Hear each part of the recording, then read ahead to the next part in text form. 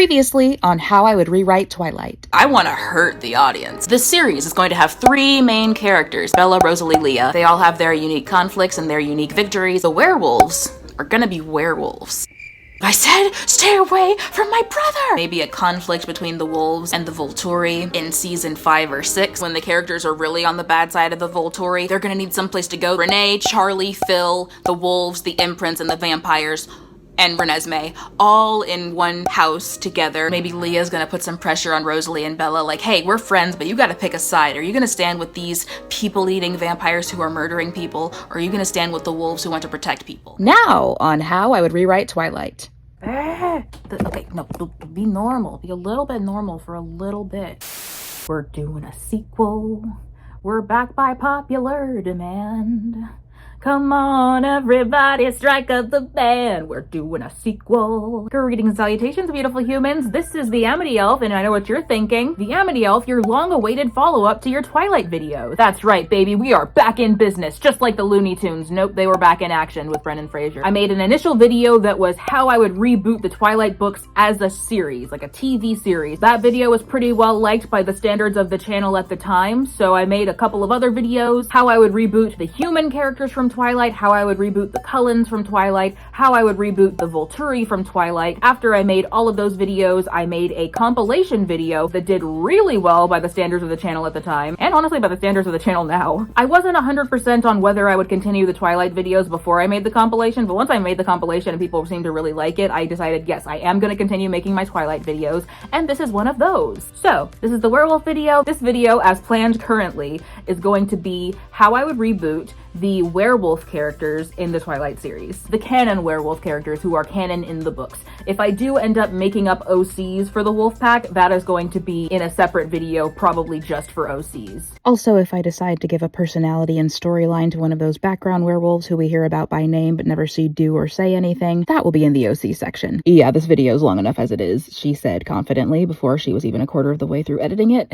Hello, I've edited the video now, and good news, it's a 2-parter. This video is going to contain just some of the wolves, and the next video, time permitting, is going to contain the rest of the wolves and their imprints. I didn't realize just how many hours the video was going to turn out to be if I didn't make it a 2-parter, so yeah, it's a 2-parter now. Thank you. So again, according to my current plan, I'm going to do this video and whatever other rebooting the characters videos I need to do, and I'm going to make a compilation of those. And like the last Twilight compilation, that compilation is going to have a little bit of extra stuff to make it reasonable for you to watch it. And also typically my compilation videos trim out some stuff from the component videos that I either rethink or I get some feedback on from the comment section of that video, and I'm kind of like, hey, good point. It's good to interact with the component video, so by the time I make the compilation video, your input might be taken into consideration. If you haven't seen any of the previous Twilight videos, I do encourage you to watch at least the compilation, but if you simply don't care about the larger narrative surrounding the characters and you just want to hear my thoughts on how I would reboot the wolf characters specifically,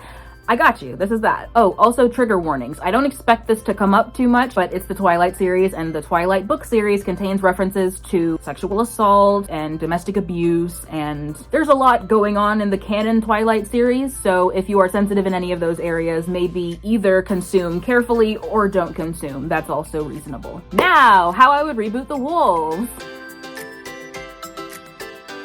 Before we get to individual characters, there is one change that I'm kind of kicking around for the werewolves overall, and it's that maybe they have a uniform. I am going to lose people on this one, and I probably shouldn't have said it first, but hear me out. Obviously, I'm not thinking of like a police-style, military-style uniform. I'm visualizing something comfortable and reasonable for a group of teenagers to be seen in and not raise alarm or suspicions. It's a uniform in that they're all wearing it, but it's not something that, like, if you saw 5 teens at the mall wearing it, you wouldn't be like, oh, there's something wrong there. Something just a shade more stylish and distinguished than jogging pants and tank tops. It's clear that they're all deliberately wearing the same thing, but it's not giving secret police, you know? The reason I would like to make this change is because just optically, I think it might be a little bit racist to have the Native American characters walking around half naked most of the time. Am I not doing enough with my appearance in this video? One second, let me find a thing. I could put a thing on my head, right? Where's my flower crown? I've been specifically ordered not to put another necklace on my head. Oh well, anyway. The in-universe universe justification for having most of the werewolves be half naked all the time. It's just that when they go into wolf form, their clothes rip off, and they don't want to just constantly be buying new clothes, so, oh, it's better if they only have the little cutoff shorts they wear and some shoes. Ideally, they take those off before they phase, but if they happen to just suddenly phase, then at least they didn't destroy all of their clothing. At least they still have shirts at home that they aren't gonna wear because they don't. Doesn't he own a shirt? May as well just wear as little clothing as they can get away with and hope they take it off before they phase, but if they don't, then at least there's less clothing they lost. I think a better way to meet this in-universe problem without creating this disparity where the white vampires are always wearing all of their clothes and the brown werewolves don't, besides the fact that I have now made some of the vampires people of color. And before you say, oh, Meyer had some vampires who were people of color too, first of all, remember that she did canonically say that vampires who used to be people of color lose their melanin in the change. And second of all, ask yourself, hey, how did she dress those ethnic vampires anyway?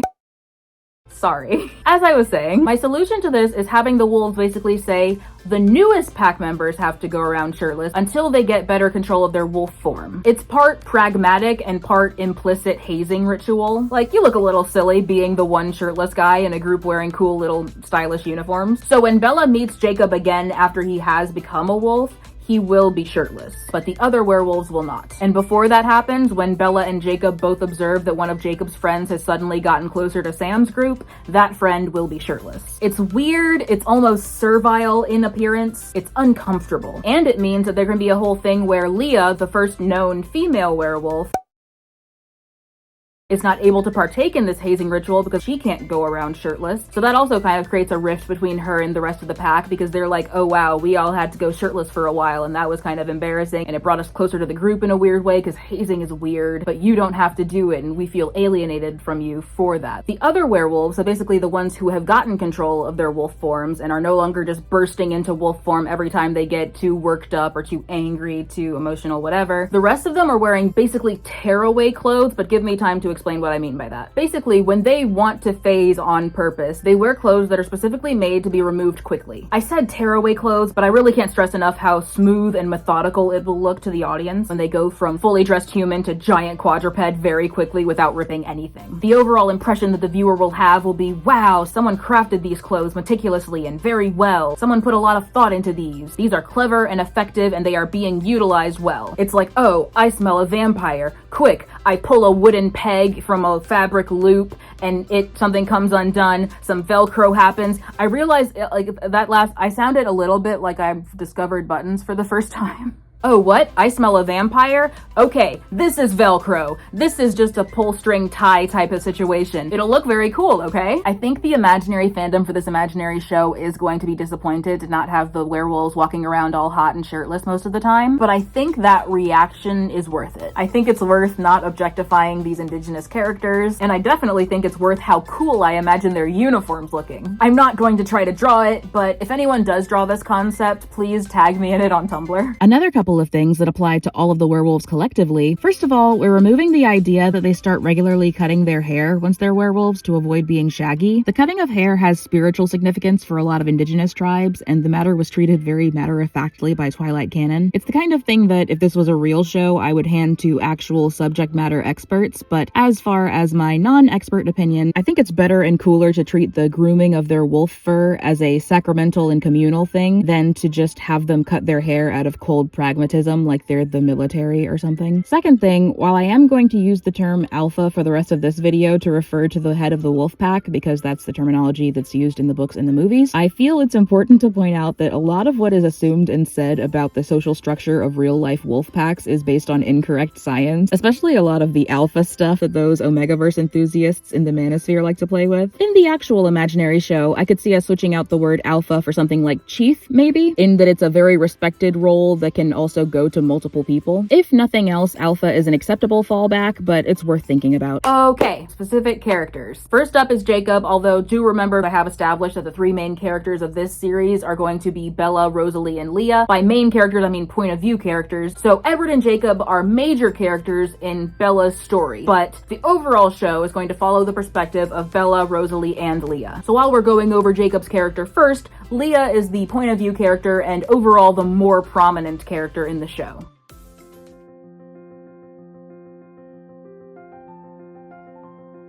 So in the Twilight books, Jacob is the son of one of Bella's dad's friends. He is the younger brother of some girls who Bella used to hang out with when she was a kid. The Twilight movies very correctly made the decision to instead make him a direct childhood friend of Bella's. We used to make mud pies when we were little. Right, no, I remember. We made mud pies. We did. You and me. That was probably the right move, but it's not that important in the scheme of things. Like, it never comes up, really. In the first Twilight book, Bella just kind of meets up with Jacob with a group of friends, and she very deliberately plays up her own attractiveness in order to pull information out of him about the vampire situation. I'm not saying this judgmentally, but it is an important detail because the films didn't have this really take place. In the films, they are talking as friends, and Jacob just goes, "Oh yeah, I want to hear some stuff about the Cullens," and she's like, "Yeah, I do." But in the book, it very specifically says that she is like batting her eyes a little bit and going like, "Oh yeah, here's a thing that Edward does that always takes my breath away, so let me kind of do it at Jacob and see if he lowers his guard enough to tell me some vampire secrets." First book, his role is mainly just to lead Bella in the direction of Edward being a vampire, and also to somewhat obliquely set up the idea that werewolves exist. Then in second book, he is werewolf. After Edward has broken up with Bella, she realizes that adrenaline rushes make her feel closer to Edward, so she buys some broken down motorcycles and takes them to Jacob to fix because she knows that Jacob fixes cars and stuff. Jacob is basically like, "Cool, I already have a crush on her and she's single now, so yeah, we can hang out and build motorcycles together." For most of that book, he's basically just a really decent guy. Jacob becomes a werewolf. Initially, he does his best to keep his distance from Bella,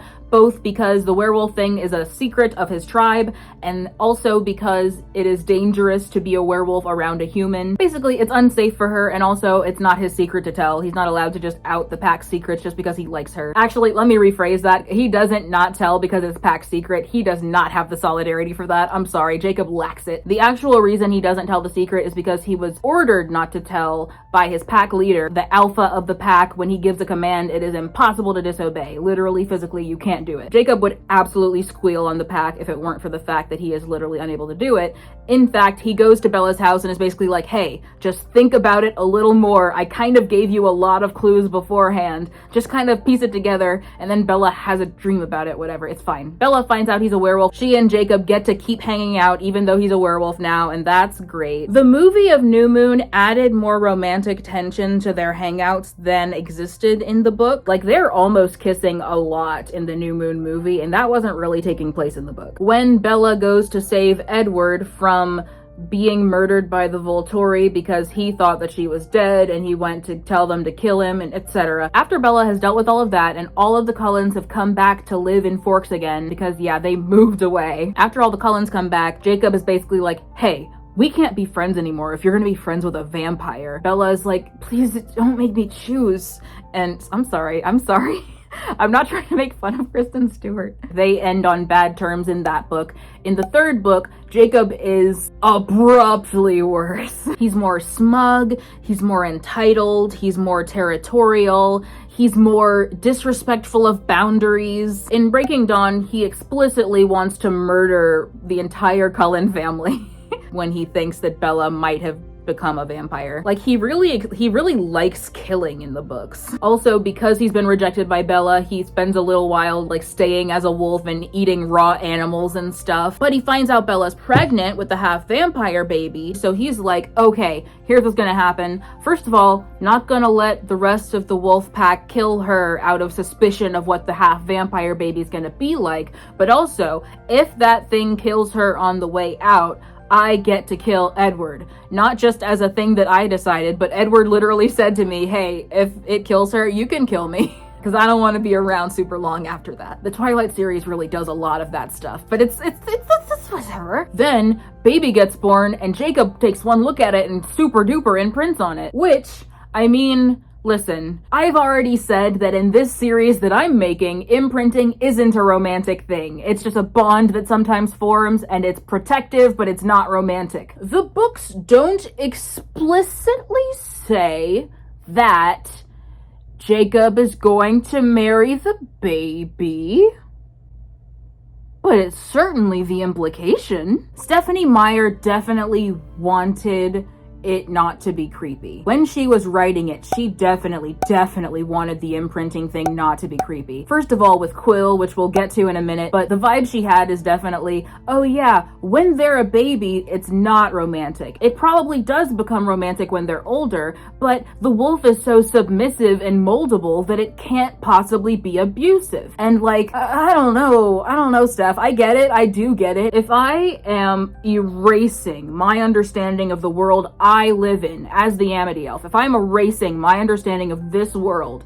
and stepping 100% into the canon that you have created, then I can understand the concept of, because the werewolf is so completely subject to the wants and needs of this person, it can't be abusive that he's doing child grooming. I understand what you're doing here. I get it. I do see it. I'm able to see it through your eyes. This isn't me saying that you're not allowed to write stuff that is bad. This is me saying that when you write something that is bad, then other people are allowed to say, oh, yeah, that's child grooming, that one's child grooming, and I don't want the protagonist we like to have done that. Basically, this isn't pull it off the shelves, it's child grooming. This is, I as a reader have looked at this, pointed at it, and said, that's child grooming, and you can't argue that it's not. Well, you can argue, but you'd be wrong, and your argument would be bad. Boy, I lost track of myself. Back on track. That was all about canon Jacob. I want to talk about Jacob's childhood. Canonically, Jacob's mother died in a car crash, but we're chucking it, getting rid of that. It does nothing for us if she died in a car crash, except maybe inform his relationship with cars. He's a mechanic. It's definitely a pool we could play in if we wanted to, but I don't want to. Now, we're not going to specifically say how his mother died in the show, but we are going to very heavily imply that it is the direct result of severe mental health struggles. The reason I'm doing that is because I think it creates a very genuine bond with Bella circa season 2. In New Moon the book and New Moon the movie, we definitely have the sense that Jacob is excited to hang out with Bella when she comes to him about the motorcycles, but I don't think I ever got the impression that he is genuinely concerned about Bella, since she has been having a deep depressive episode that Charlie definitely is worried about. Like, he never gives me the feeling of a family friend who has heard through his dad, through her dad, that she is going through something very serious. So for this show, I want Jacob with genuine concern in his eyes saying, hey, your dad told me you've been having a pretty hard time. Mental health is a serious thing. He's not in the realm of therapy speak or that trope where the ethnic person in your life preternaturally knows how to fix you. He's just a teenage boy whose late mother had depression, and therefore who feels very strongly that these things should be taken seriously, and people with depression need the support of their friends, family, and community. This is going to be the initial point of contact between them, is that Jacob was concerned about her because Charlie mentioned her depression. It starts this phase of their relationship in just a kinder and maybe more human way than the very transactional, Bella needs someone to fix these motorcycles for her so she can hallucinate her ex-boyfriend, and Jacob happens to have a skill with mechanic stuff. That's not to say they won't be fixing bikes together. They will. But the vibe is going to be Bella is depressed, Jacob reaches out to her and basically gives her his number, like, oh, you can call me anytime. She is so touched by Jacob reaching out to her and kind of reminding her that there are other people around her, that is what moves her to have the girls' night out with Jessica, at which she learns that adrenaline causes her to feel closer to Edward. Because remember, I'm not sure I'm going all the way on the hallucination thing. At the very least, she learns that adrenaline alleviates the feelings of hopelessness that she's been having after the breakup, which causes her to get the bikes, and the fact that she thinks of Jacob as the mechanic is directly tied to him having reached out to her before. Let me take this necklace out of my dress. I have it all tucked away, like a little secret. Oh, cool. You can't see it anyway. That's awesome too. Bella calls him like, hey, can you fix these bikes for me? I'll pay you. And Jacob's response is like, no, we're gonna fix these bikes together. You don't have to pay me, just pay for the equipment or parts needed to fix them. But you don't have to pay me for the labor, because this is us hanging out as friends. And it's very clearly him trying to get her engaged in activities other than just kind of rotting in her room. We're gonna super de-emphasize the idea that he has a crush on her and just wants to kind of get next to her because of that. He might even say a line like, doing stuff like this really helped my mom when she was having a hard time. She felt better after working with her hands. Maybe Bella responds like, but she's still... All of Bella's time isolating herself made her kind of callous socially, which is a thing we can have also demonstrated in her scenes with Jessica. Bella's kind of hard to talk to now. The imaginary fandom for this imaginary show is gonna have some takes on this. You say you want complex female characters, but you can't even handle Bella being a little bit rude once. It'll be terrible, and that's not a reason not to do it. So yeah, maybe Bella says, but she's still... and then catches herself and doesn't finish her sentence. Jacob's actor can kind of choose how to play this moment, but it's basically gonna be a moment where he's clearly sad, but also keeping an affable disposition. He says something like, yeah, I know. Bella's immediately like, I'm sorry, and the conversation moves on from there. Making him the sweet guy who reached out to a barely acquaintance because he heard she was having a difficult time with her mental health is going to make it hurt more when he becomes a werewolf and pulls away from her. Most of that stuff plays out basically the same. The love triangle with Edward is going to shift in tone. There is a real vindictiveness to Jacob in the books that either needs to not be there or needs to feel motivated by something other than feeling that he is owed Bella's romantic attention. I've seen a lot of takes on whether Jacob was justified for feeling mad at Bella, and an uncomfortable amount of it centered on the idea that she was leading him on, which I think is an idea that we should be careful about. The facts are these. She did, in the books, deliberately flirt with him in order to get information out of him, and she did know that he was into her when she suggested fixing the bikes. It is reasonable for a person to feel used when they become close with someone when they're in need and then abruptly stop being close with them once they're no longer in need. But Bella didn't drop him. Bella tried to maintain the friendship with Jacob after Edward got back. She sent him notes through Charlie because texting wasn't really a thing yet. Jacob didn't like the note passing. He said it was immature, and he didn't like that she was with Edward. Those are feelings. And feelings are things, I'm told, that people are allowed to have. It feels perhaps overly generous to say that the conflict between Bella and Jacob at the start of Eclipse wasn't directly motivated by the fact that Bella chose her ex once her ex came back. Again, it's reasonable to feel hurt if you've been growing close with somebody and then their ex comes back in town and any chance of romantic interaction with you is over. That's a reasonable thing to feel. But I don't think that he's really been morally slighted here. It sucks. It's not something you want to happen, but Bella also experiences stuff she doesn't want to happen. From a writing perspective, he's definitely slighted. Like, Meyer was mean to that boy. Stephanie Meyer owes Jacob an apology, but Bella, I think, maybe doesn't. The facts are, he was not in a romantic relationship with Bella. He just wanted to be. It's not like they were boyfriend and girlfriend and she just callously dumped him as soon as her ex was in town. They were friends having a platonic relationship, they got pretty close, and then her boyfriend came back. The book does make the vampire-werewolf rivalry a part of the conflict, but it's kind of a their side is too dangerous to be around thing. Edward does a lot of uncool stuff to make sure Bella isn't around Jacob, and maybe I should have rebooted that in the Reboot the Cullen section, but I didn't think about it. He takes the engine out of her truck when she thinks about going to see Jacob because Alice can see people's decisions, so she sees Bella's future just abruptly disappear because Bella decided to go to the wolves and Alice can't see the wolves. Edward rushed to Bella's house, took the engine out of her car, and just was sitting there like, hey, do you know how scared I was when Alice said your future disappeared? And it's like, oh wow, that must be so scary. Anyway, this is my property and you're gonna go ahead and fix it, is what you're gonna do. That's what he gonna do. But also, every time Edward went out of town to hunt with his family, because, you know, they have to hunt animals periodically so as not to murder anyone. Every time Edward went out of town to hunt, Alice would be in charge of babysitting Bella, just being like, hey, we're gonna have a sleepover, so I know you're not going to the werewolves. Jacob had to kidnap her from school to stop that from happening. Consensually kidnap. It was a consensual kidnapping. Like, he came up to the school like, Bella, run! And Bella ran, and Alice was just like, oh, A lot of controlling behavior from Edward with regards to keeping Bella away from Jacob. I don't get the impression that Jacob would act the same way under reverse circumstances, but I also don't know. I don't know. If the forced kiss weren't canon, I would also say that he wouldn't do that, so who knows? Stephanie Meyer was playing a little bit of jazz there. In this show, listen, I've gone over how it's normal for him to feel as if he's being left behind, even if it's not true, yada yada. But I subjectively don't find that version of his motivations to be very interesting. It's a me thing, but fortunately this is also a me channel, so I can kind of, you know. I think I want the main thing that comes between Jacob and Bella at the end of season 2, and I guess kind of the beginning of season 3, to more be coming from a place of what you guys have isn't healthy and I can't watch this. We've established that the Bella-Edward ship is going to be be less fraught in this show than it is in canon. Like, we're not gonna have Edward intimidating Bella or treating her like a child the way he does in the books, but they are still both very mentally ill people, and being in love with each other doesn't remove that. They're doing their best to be good for each other, but they do have problems that manifest as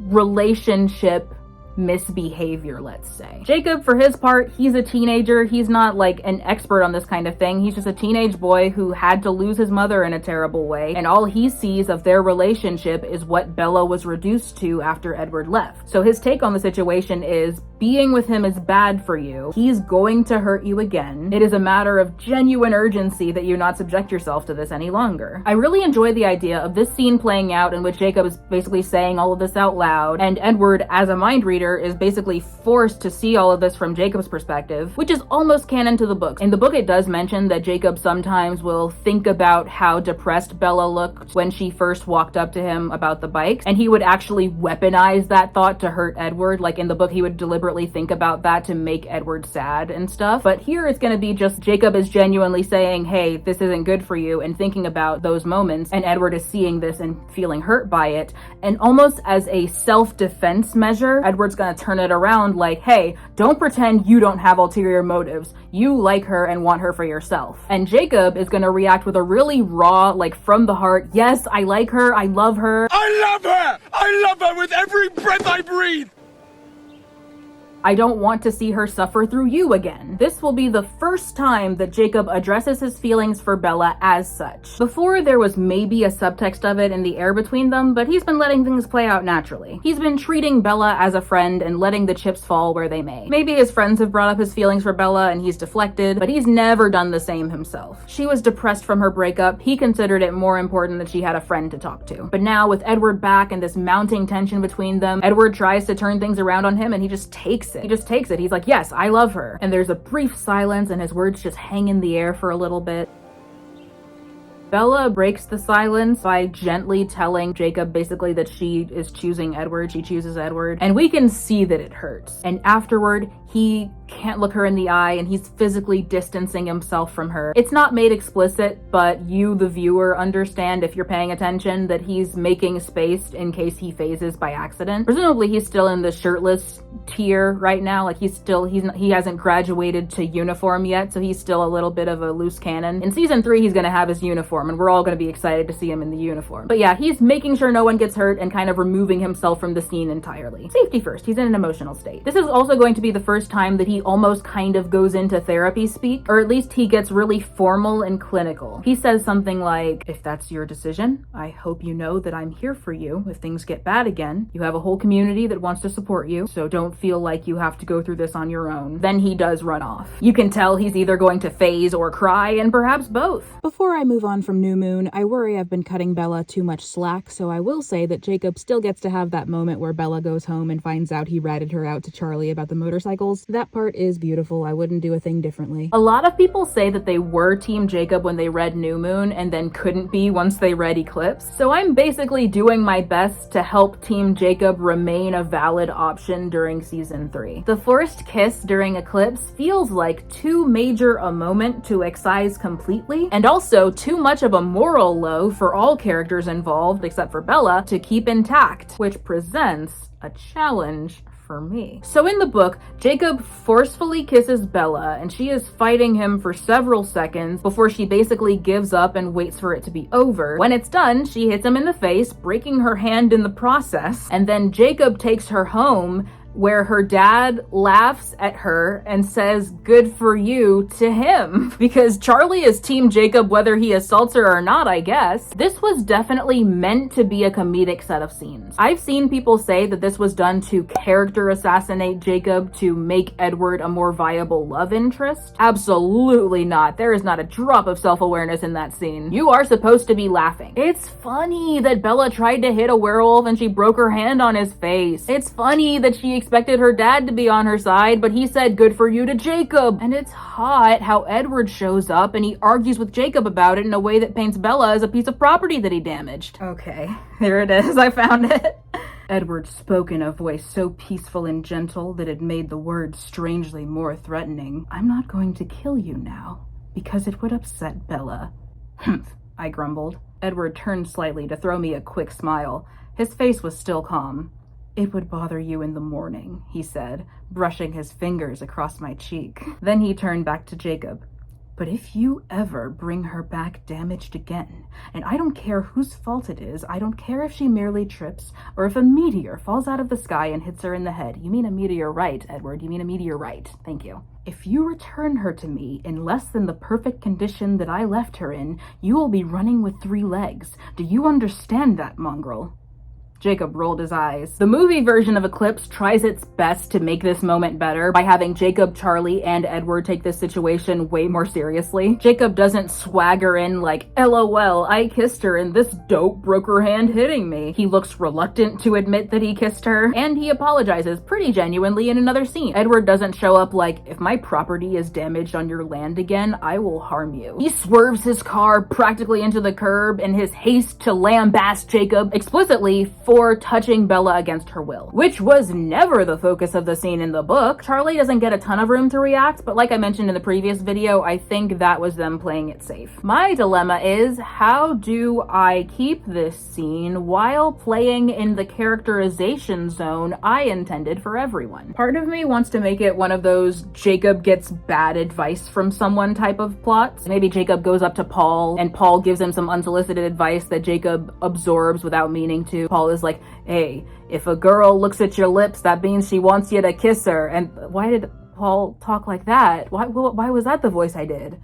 Where is he from? What was that? How old is he? Paul does some like Hitch style, oh, here's what women really mean. And Jacob is like, huh, that's crazy. But then he accidentally takes it in, and like later on, Bella looks at his lips and he's like, oh, that's my moment. And then he leans in. If I do that, I'm worried that I am removing Jacob's agency in his mistake. I don't like that it has to happen, but I do still want the mistake to explicitly be his mistake. There's no point having it happen if no one's gonna learn anything. This isn't a time for Jacob to be like, oh, I'm never listening to Paul again. What is that? Why are we here? He did a bad thing canonically, and it's not fair to just suddenly decide it's Jared's fault. He went to Jared. Jared the Galleria. I think how I want this to play out is, first of all, we'll have established that he really wants to kiss Bella. Like, he'll never have made any attempts to do so. There have been no, like, half leans, but then the phone rang. Like, we're not doing any of that. But he will in some scene with the wolf pack where Bella is not present, so, like, a Leah point of view scene. He will have been established to really frequently fantasize about kissing Bella. Like, it's something that he really specifically wants to do. Then the scene itself comes. He does kiss Bella, but it's way shorter. Like, they are barely making contact. It's so short. It's not the book's drawn out struggle where she has to give up on fighting him. It's not the movie's few seconds. It's as quick as a peck on the lips, but he caught her with her mouth open like she was talking, so there is tongue. The vibe is he got caught in the moment he thought they were having. When he withdraws, Bella is gonna be like, what did you do that for? And I'm gonna say Jacob apologizes, but he's kind of in the aftermath of the kiss, so he's a little bit giddy. So while he's apologizing, he laughs a little bit. He knows intellectually that if Bella is upset, then that means she didn't want him to kiss her, so that means he needs to apologize. But emotionally, he's just done something that he's wanted to do for a long time. So even as he immediately admits he was wrong, he's also smiling a little bit, and he lets out a bit of breathless laughter. The laugh is going to be why Bella hits him. And it's gonna be a slap, not a punch. Still breaks her hand though. And Jacob is immediately no longer smiling. He is worried about Bella's hand, and also the fact that she hit him is the thing that communicates to him, okay, no, this is serious. This is not like a thing to be chilling about. I did something I should not have done. He's in full, are you okay, let me get you home mode. Okay, so remember the running gag I mentioned for Charlie? That's a quirk we're giving Charlie, by the way, is that he has a tendency to lecture people. So visualize a scene, Bella and Jacob walk into the Swan house and they're arguing, but they're in the background of the shot. In the foreground of the shot, Charlie's reading a book, and he looks up when he hears them arguing, and he just kind of like goes,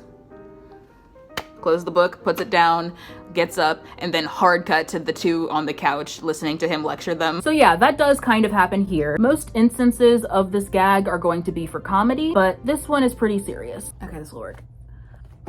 Anyway, Charlie pulls Jacob aside. He asks Bella if she's okay. She says she's fine. She's just like putting ice on her hand in the kitchen. Charlie chats with Jacob about what he's done, and I don't think we really need to see that. Honestly, I think it's better if we don't, because then the viewer can imagine what they'd like for Charlie to have said, and that's great.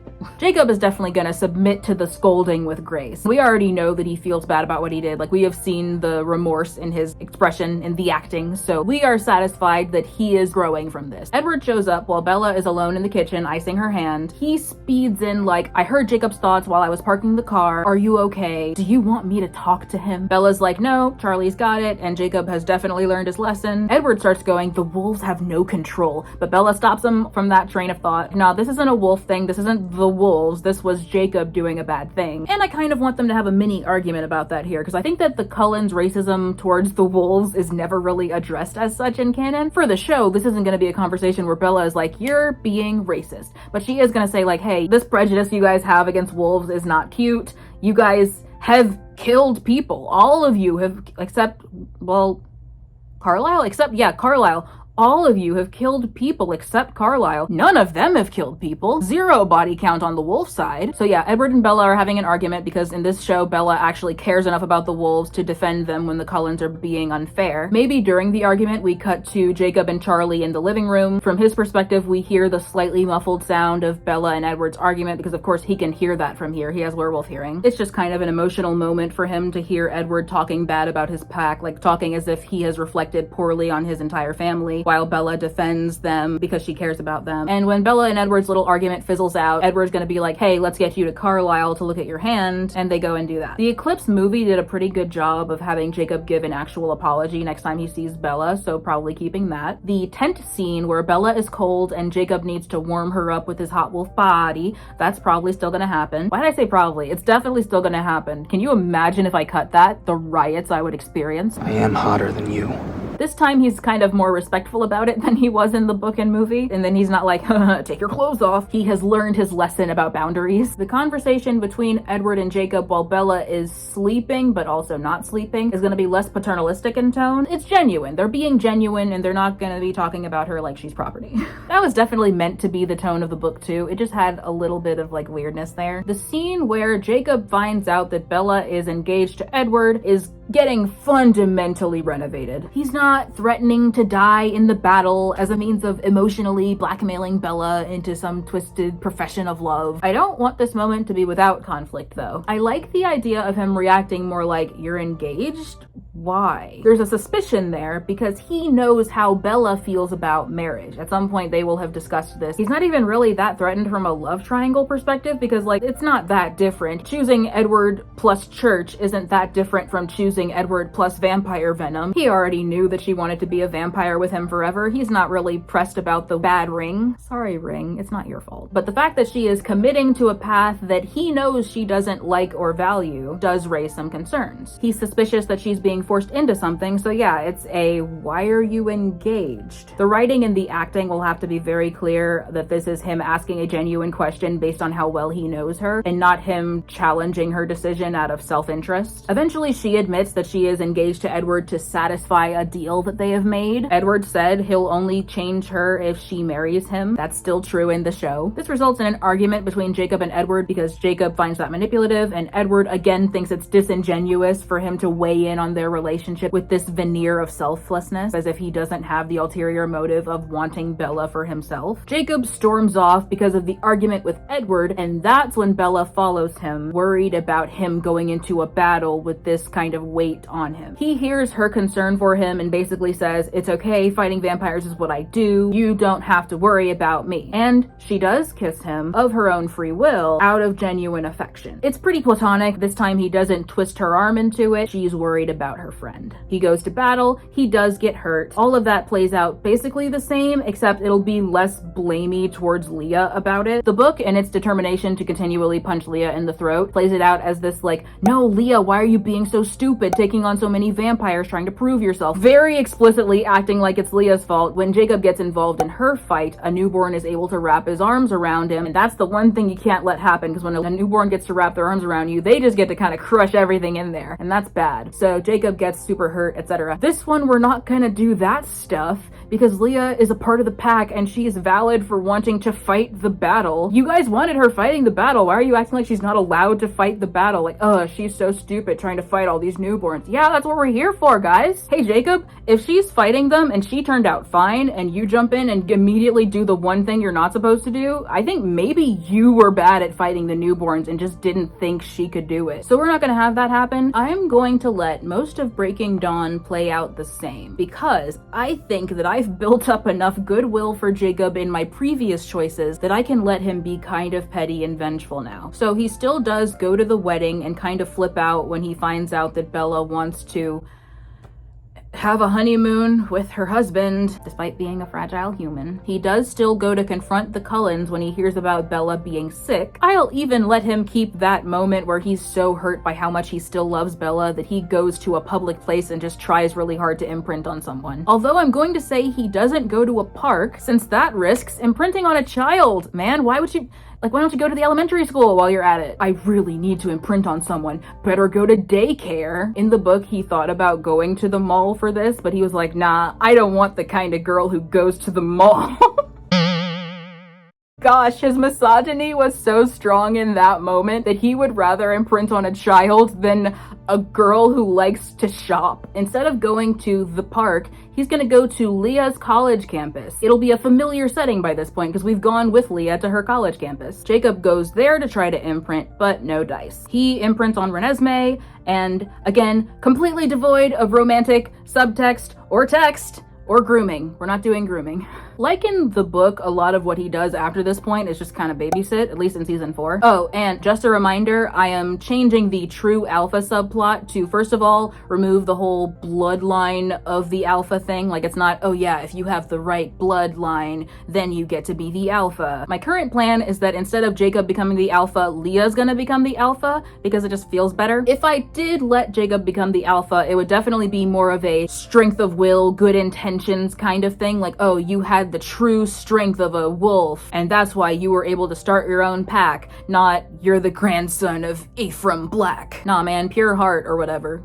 If Jacob gets to be the alpha, then it'll be like a pure heart, he who is worthy can wield Mjolnir kind of situation, not a bloodline thing. But my current plan is that Leah becomes the alpha and Jacob just joins her pack. Maybe that's too big a change though. I don't know, still deciding. I'm not making a show, why did I say that? I like the idea of Leah becoming alpha because it kind of offers a nice parallel to Rosalie having to go against the family to protect Bella's choice to keep the baby. Our 3 main characters, Bella, Rosalie, and Leah, all making genuine sacrifices for the sake of Bella's bodily autonomy. Jacob still has his position of prominence as the one who first finds out that she's pregnant and the one who first protests Sam's decision to kill the baby, but Leah's gonna be the one who's able to overcome Sam's alpha command and give Jacob and Seth a way out. After season 4, meaning after we run out of canon Twilight books and we get to do whatever we want, Jacob is very involved in protecting Renesmee when she goes for her little visits to the Volturi to kind of check up on her and how she's growing and what's up with her. He is also very involved with the werewolf peace talks with the Volturi. He's going to get to be a clever snarker while people try to talk over Renesmee, and he's going to get to be protective of Leah too. Like I mentioned in the earlier video, Caius, one of the Volturi leaders, is going to have a crush on Leah. I do want Caius to have a part tsundere, part yandere villainous crush on Leah. And Jacob gets to be protective of her about that. And as for the protecting Renesmee during the checkups thing and speaking up for her when others try to talk over her, as I mentioned, my current plan is that Renesmee will be mute in this adaptation. So Jacob's gonna be like, hey,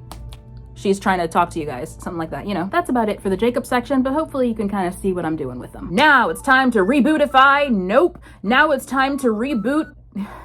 Now it's time to give the reboot treatment to main character Leah Clearwater. Sorry, I should say the character's last names. Jacob's last name is Black, Jacob Black. Now I'm doing Leah Clearwater.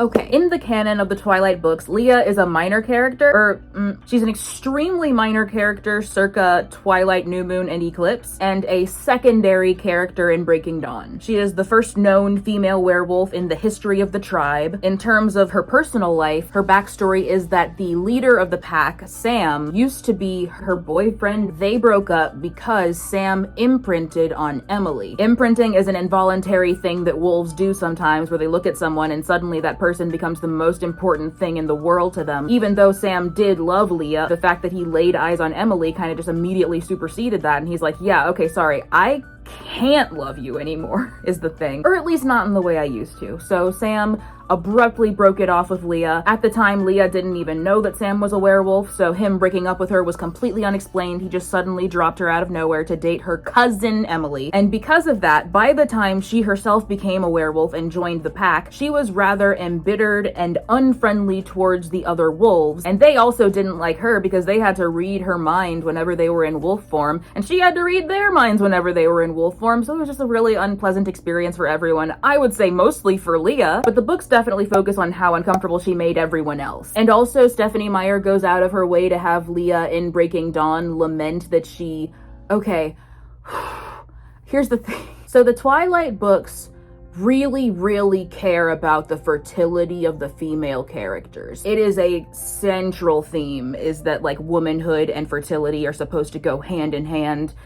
According to Twilight, it's a problem in a lot of ways, like a lot of ways, but basically the fact that Leah is currently a werewolf and therefore she has stopped aging means that she is not able to, first of all, menstruate, second of all, have kids at the moment. That is less strict than it is for the vampires. For the female vampires, it's straight up, you are not having bodily functions anymore, you can't have a baby, full stop, period. For Leah, it's more in the vein of, you can stop being a werewolf if you want to. If you decide to give up on being a werewolf, you're allowed to just stop doing wolf, and then eventually you'll start aging again and stuff. So one should assume that Leah could go back to whatever reproductive processes she wants to have, but the thing that the book instead does is it has Leah say to Jacob, if I were fertile, then I would be the one Sam imprinted on. The fact that I had potential to be a werewolf and wasn't the one that Sam imprinted on must mean that basically her takeaway from those things is that she's not as much of a woman as she should be, which, yikes, like 10 flavors of yikes, Stephenie. Like, there are infertile people. I believe when asked about what Leah did after the series, Stephenie Meyer gave the answer that Leah's happy now as the second in command of Jacob's pack. You know, Jacob, who isn't really nice to her most of the time, she's second in command of Jacob's pack, and she's happy. Everything's fine. In this show, she's a main character. So I'm gonna actually like give her some stuff to have in her life other than misery. Okay, so the first thing I want to establish for Leah, kind of in the vein of what I did for Bella, I want to establish what Leah's career goals are. Specifically because a lot of what I didn't cover in the previous videos is what her area of interest, expertise, and intelligence is. I did mention that we are going to end season 1 with her getting some good career news or academic news to kind of offset the bummer of her losing Sam at the end of season 1. But now we're gonna dig into what is meant by that. I kind of want to do a somewhat symbolic thing with the 3 leads. Bella, I've already said, will eventually decide that her calling is to be a librarian. That carries with it the idea that she's an archivist. She's preserving the past, making sure that the thoughts, feelings, and observations of those who came before remain accessible to those who come after. Rosalie, I don't think I gave a career to, but I put her vaguely in the realm of childcare and human rights activism, which is very children are the future.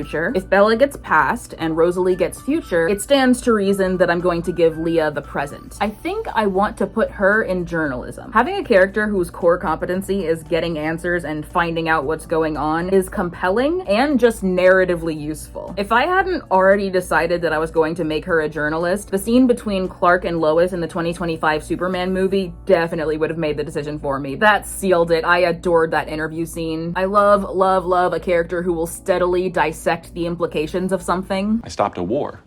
Maybe. Not maybe. I did. Okay. How? Yes, dig deeper, get in there.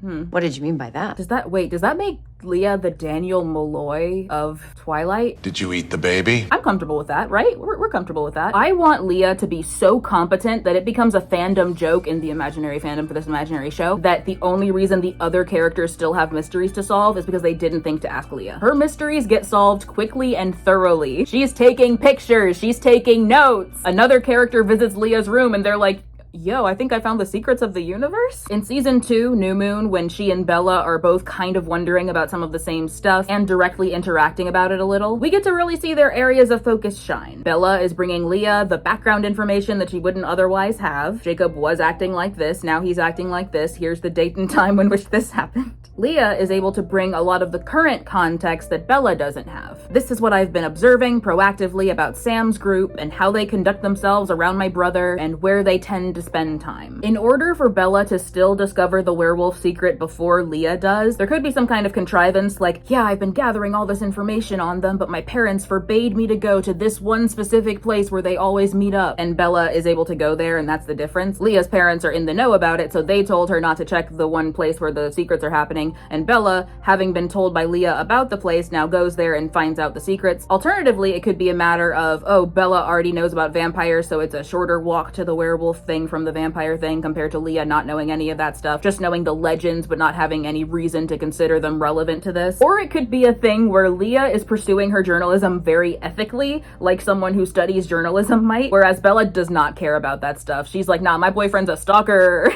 Like, I kind of want Leah to say out loud, there's a difference between investigative journalism and just stalking, and then Bella just stalks. She learned from the best. I know, I wrote out some of the more egregious examples of Edward stalking Bella. I'm not wiping it all the way clean, though. How boring would that be? In a past video, I said that I'm giving Leah other friends, and I'm contemplating whether to make that no longer the case. I think there would be some cool payoff if for a long time after Sam leaves her, she's just kind of alone. Basically all of season 2, when she's doing all this investigating, she's mostly talking to herself. She's solving things herself, she's learning things herself. I am giving her the college admissions to journalism school or whatever at the end of season 1. Maybe she was going to live on campus, but her dad started having health problems, so she moved back home, something like that. I don't know. She is socially isolated. Her best friend was Emily, her boyfriend was Sam. I think it would really drive those feelings of abandonment home if Leah is just doing all of this work with basically no friends. We get to see her lonely throughout season 2, dealing with all these small indignities and the fallout of losing Sam. Maybe he sends one of the other wolves to her house to ask for his ring back. He went to Sharon the Galleria of Jewelry. Little hurtful things like that. But she's thriving enough academically that it isn't all bad. Like a good amount of material successes to offset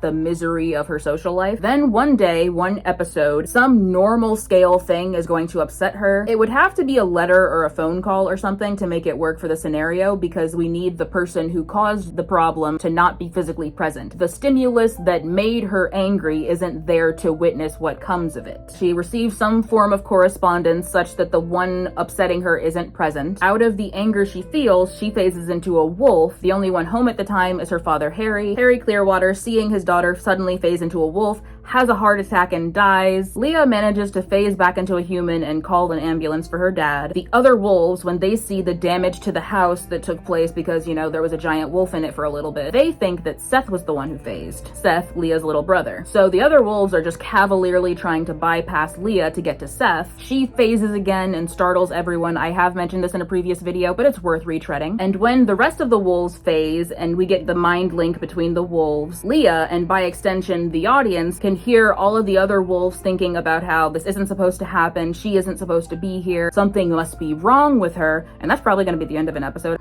Now that I think about it, actually, maybe that's the end of the season. So yeah, I'm thinking after Bella has had her whole plot, we get that scene with Leah, and that's maybe the end of the season. That's the finale. Season 2 is just generally going to be the Leah Wump season to prepare us for how abrasive she's going to be for the rest of the series. We need that abrasiveness. You may now be thinking, boy, Rosalie better be thriving in season 2 if the whole season is going to be Bella being depressed and Leah being hit with 1,000 paper cuts constantly. And that's valid, but I think it's actually going to work out fine. Leah is going to be energetic in times when Bella is morose, and vice versa. In season 3, Leah will have the same kind of uncomfortable, almost adversarial relationship with the rest of the pack as she does in the books. It's going to be fun to watch because she's going to be pretty firmly in take no crap mode. They don't like being around her because of how effectively and constantly she is reading them for filth. It'll be cathartic cathartic to see her really giving back the same energy she's been receiving in small doses throughout the entire rest of the show. Angst-wise, we are going to start to occasionally see some flashbacks to her relationship with Sam in season 1. Leah will be remembering her past with Sam when she's around him, and since they're doing the wolf telepathy, you know, everyone's experiencing those memories, so we're getting it as a flashback. And this, of course, will annoy the other wolves. Sam, likewise, is going to be remembering private times he spent with Emily. I'm just imagining a really tense scene where Leah is remembering being with Sam,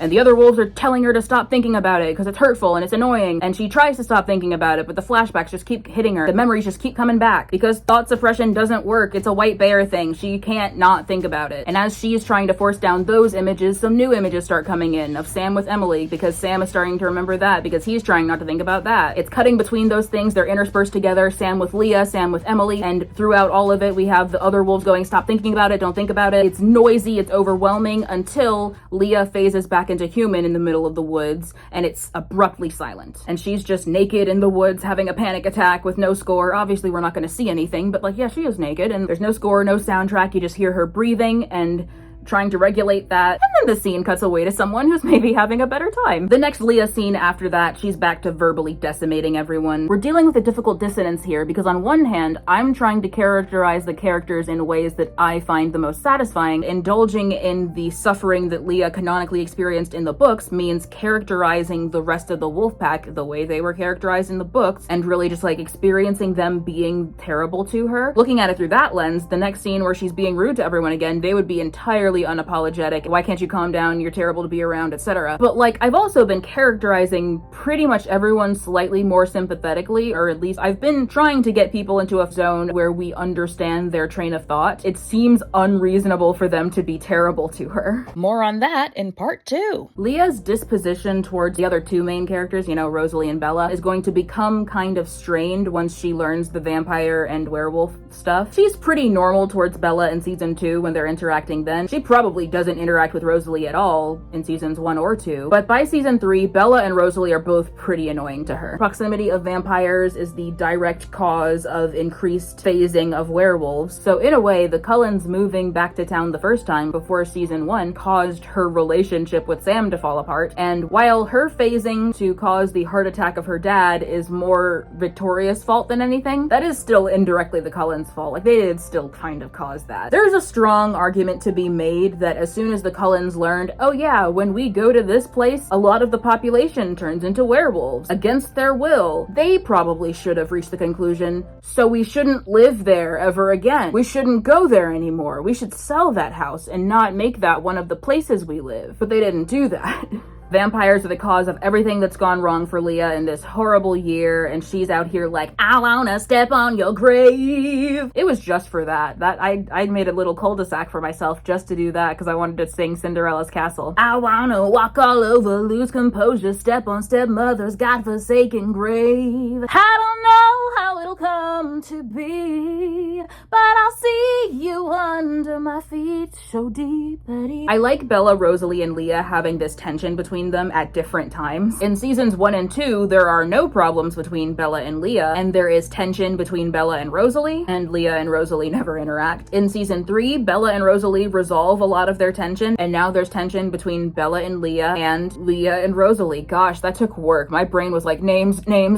Maybe in season 3, we can toss in a moment during the battle with the newborn vampires where Rosalie and Leah interact. Nothing super deep, but it's just good to have them acknowledge each other. In the beginning of season 4, Leah attends the wedding between Bella and Edward, mainly because Seth and her mom are going. Sue Clearwater and Charlie Swan kind of have a thing by this point, so that can also be a source of tension between Bella and Leah in season 3, or not a source of tension, but a reason for us to see the tension, because in Eclipse canon, Bella and Leah don't really hang out enough for us to notice that there's that much tension between them. But if in season 3 we have a lot of gatherings between the Clearwaters and the Swans, now we have reason for Bella and Leah to share a space and be uncomfortable about it, and that's cool. Leah goes to the wedding. She's not gonna have very much plot stuff to do at the beginning of season 4, and neither is Rosalie, but this is gonna be disguised by just having them be in scenes and be interesting while Bella and her barreling towards pregnancy drives the actual plot. While at the wedding, I'm gonna have Leah strike up a conversation with one of the Denali's. The Denali's are the family of mostly lady vampires in Alaska who the Cullens are cousins with. It's basically just some other vegetarian vampires who they keep in touch with sometimes who really don't come through for them most of the time, but it's fine. There is Tanya, who's basically the leader of them and doesn't do much else. She's just the nominal leader. There is Kate, who has zapping powers. Basically, she can touch you and it zaps you,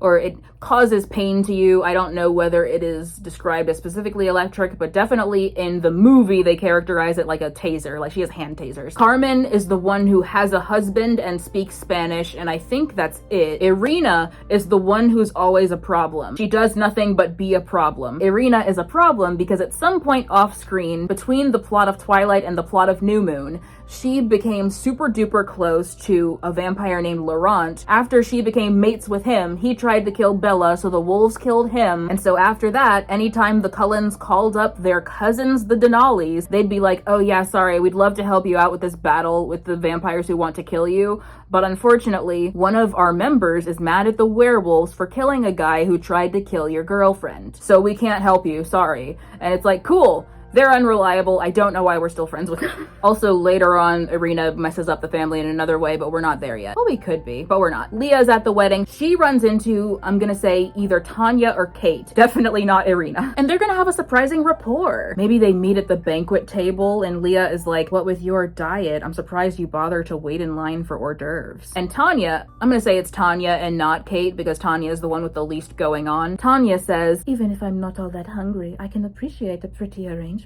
That cake is gorgeous. I gave her an accent, and I don't know why. I guess it's just because she's really old. She gets some kind of vague accent. I don't know where I just put her, but she's somewhere. Even if I'm not all that hungry, I can appreciate the pretty arrangement. That cake is gorgeous. Why did I say it sedaciously? That's not the word. That's not the word, right? Whatever. Salaciously. That's the word I was looking for. Sedaciously.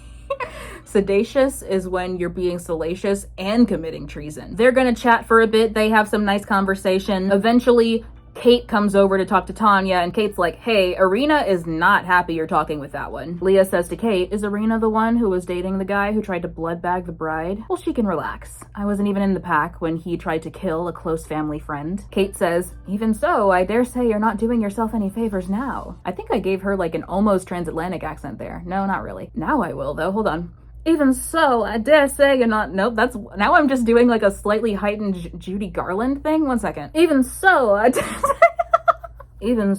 dare say you're not doing yourself any favors now. I'm not looking up where any of these characters are from until I get to the vampire section, at which point I guess I'll do a little bit of research. Kate says that line, but then also she kind of mouths to Leah silently, I like you. Leah and the Denali's part ways. Just a fun little scene to, you know, inspire some fan fiction. The next major character beat for Leah is going to be becoming the alpha and protecting Bella. Until then, she's mostly just going to get brief scenes where we cover Charlie's relationship with Sue through Leah's experience of it. Then Leah finds out about Bella's pregnancy at the same time the rest of the pack does from Jacob. She stands up for the idea that the pack doesn't get to just kill Bella because her baby might be dangerous. Leah is able to look at the dynamic of 20 supernatural adults versus one being of indeterminate nature, but we know it's not going to be bigger than Bella is, even if oh, we misunderstood. It's not a baby. It's a parasite that spread under her skin. It's like it's maximum. It's Bella-sized. And there's 20 of us. We got it. I think we got it. We don't have to kill Bella over it. We have reason to expect, in fact, that it'll be baby-sized. Even if it shoots straight out of the womb with an immediate and unquenchable craving for neck sauce. There are so many of us, and it's tiny. Just close all the doors in the birthing room and stand like a goalie. We got it. She doesn't have time to say all of this, of course. She just becomes alpha, and she leads her little coup d'etat. Coup de paws. Her coup d'etat with their cutie paws. She leads her coup d'etat with the cutie paws away from the original pack to protect the Cullen house. Despite feeling that this is the correct moral choice, she does still also feel this deep resentment for having to protect the ones who directly caused her so much hardship. She's our leader, but Jacob is our diplomat. She does not like these people, and she isn't hiding it. It'll take a few scenes for her to somewhat warm up to Bella and Rosalie. This is facilitated by the fact that the werewolves are going to be inside of the house more for this adaptation. adaptation instead of spending all of their time out in the woods in wolf form. Out of universe, this is because TV shows have budgets and I'm being gentle with mine. In universe, they probably tried being outside for a while and didn't like it because they're humans, like they're people. The vampire stench inside the house might have made Leah stick to the porch in human form, while Seth and Jacob were willing to hang out inside the house pretty early on. But it rains or something and Leah ends up going inside with them, while Jacob and Rosalie are having their little snark off, which in this version is going to consist of something other than blonde jokes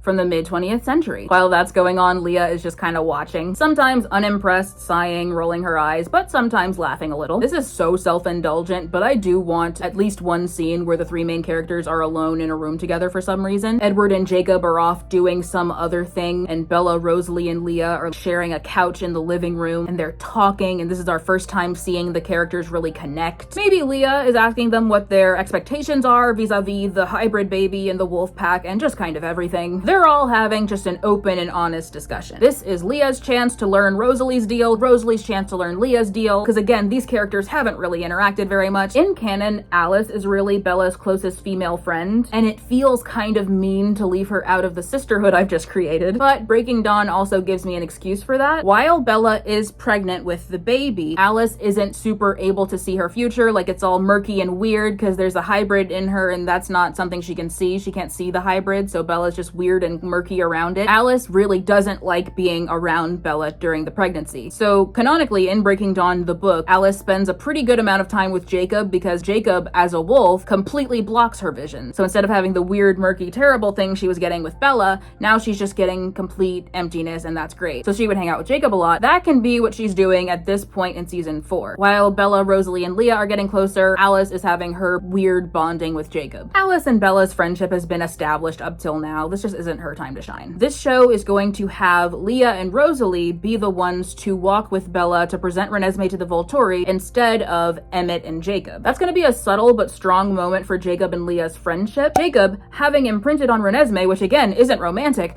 but he completely trusts Leah to protect Renesmee in his stead. She is with the three people who he knows will protect her. In the past, I've said that after the werewolves try to broker peace with the Volturi in season 5, they are going to end up kind of in hiding from the Volturi when things come to a head. They tried to form a treaty with the Volturi throughout season 5. By season 6, they're in conflict of some kind and they all have to hide out with Renee, Bella's mom, while the Volturi go looking for them. I would like to actually refine and amend that idea now. Actually, I am going to say that the wolves and the Volturi have more or less declared war on each other by season 6. Like at the end of season 5, things between the wolves and the Volturi have come to a head in a much more open way than I was imagining before. While the Cullens and the Cullens' vampire allies and the imprints of the wolves go to hide at Renee's place, the wolves themselves are going to actually be out confronting the Volturi still. Like, they're not hiding. It's not a no diplomacy, only killing situation. It's closer to Cold War than anything, but the gist is still Leah, Jacob, and Sam are the leaders on the wolf side, Aro, Caius, and Marcus on the Volturi side. Caius still has a crush on Leah because I can't be silenced, it's medically impossible. Maybe Leah gets captured by the Volturi at some point just to play with the creepiness of that dynamic a little more. But first of all, if that does happen, then I'm saying that Aro, like Alice, can't read the wolves. That's just to make sure that none of the battle secrets or strategy secrets that the wolves have are compromised by me wanting to have my fun little moment. And second of all, if Leah does get captured, then she is going to eventually final girl her way out of there. And I guess eventually Bella, Rosalie, and Leah are gonna save the day with the power of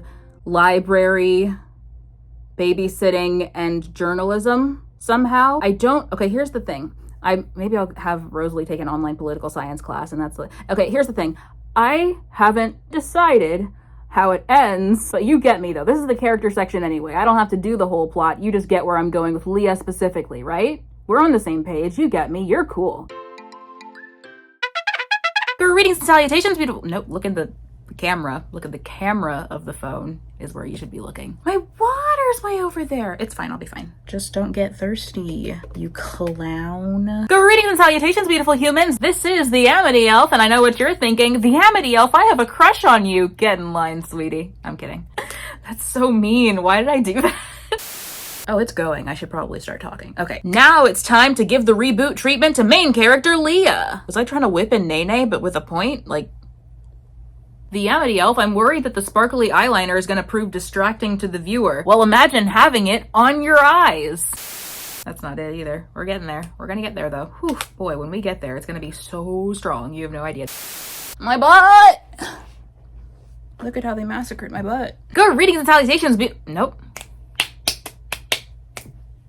Good readings and salutations, beautiful humans. This is the Amity Elf, and I know what you're thinking. I think maybe I don't know what they're thinking today. One second. Even so, I dare say you're not doing yourself any favors now.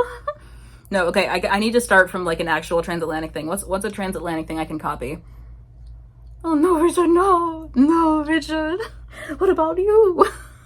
The reason I kind of want to make this change is because just optically, I think it might be kind of racist that the series' Native American representation is always barely wearing clothes. Insert, he went to Jared joke. I'm gonna touch up my lip gloss. It still doesn't stand out enough. It's too late to make changes. It can't be partway through the video and then suddenly my lips are a different color. But also, I don't want to re-record the whole beginning so you understand the pickle I'm in. But breaking time. That scene in the Anyway, that scene in the book, which is a sentiment that I expressed in the way a human might. Things I do for you people. You don't even text my YouTube videos to all your friends. I refuse to make a Devil's Minion comparison. Thing is, I like Devil's Minion well enough, but people keep doing it. Like, at the expense of Lumond is the thing. Like, I like Devil's Minion, but people just keep on using Daniel as a stand-in for Louis, basically. Like, they used the dynamic of Lumond, but then they just put Daniel there instead, and it's like, okay, so you do like Lumond then. You have just made it Daniel. You just did Lumond with Daniel and acted like that was better. Do I have to sit taller? Because I'm not tall. One second.